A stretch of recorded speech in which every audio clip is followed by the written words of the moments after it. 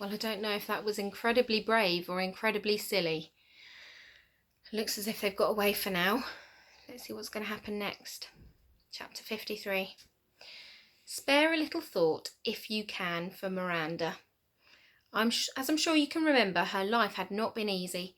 Things had started well, of course, and her first few months on Earth had been as good an introduction to living as anyone could ask for, devoted entirely to eating, sleeping, and wandering through the forest. Nothing could have been nicer, and then, unexpectedly, horrifically, a gang of brutal hunters had destroyed her happiness.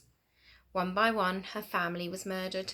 She'd been plucked from the freedom of the far distant north, transported across the waves, and locked in prison.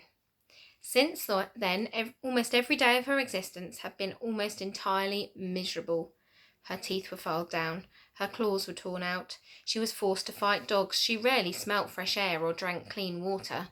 She spent her days and nights inside a small, dark, damp cage with hardly enough room to lie fully outstretched. Deprived of decent food, her muscles shrank and her bones warped. On an ordinary day in the forest, she might have eaten a swarm of moths, some maggots, a rabbit, 2 fish, 6 eggs, several pailfuls of honey, and a selection of strawberries, raspberries, blueberries, bilberries, cranberries, cloudberries, lingonberries, and whortleberries.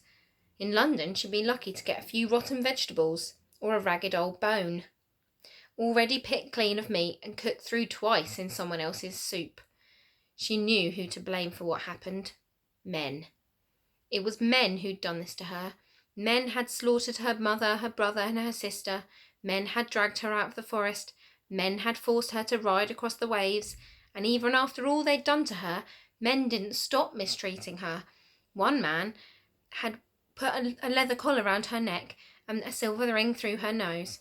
Another man had confined her in a small cage and with wooden bars and forced her out of the cage every other day, led her to a large muddy field and made her fight a crowd of ferocious dogs. Men had beaten her, tortured her, and almost destroyed her. She had grown thin and weak. Her skin itched. Her fur was patchy. Her nostrils bled. Her eyes were sad and damp and downcast. Day by day, month by month, year by year, Miranda had come to accept that life was a misery and that just had to be endured.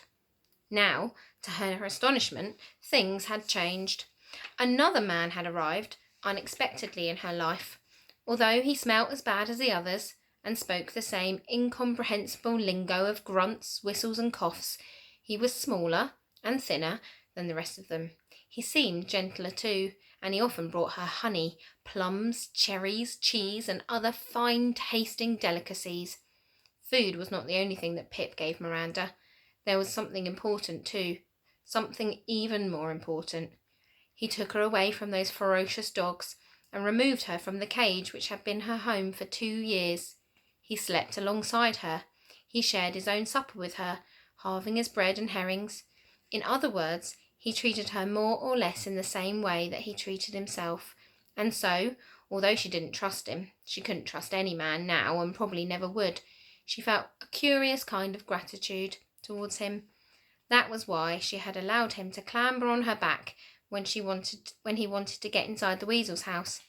And that was why she didn't bite his hand off when he tugged her rope, jerking her neck, and forced her to gallop alongside him through the streets of Suffolk.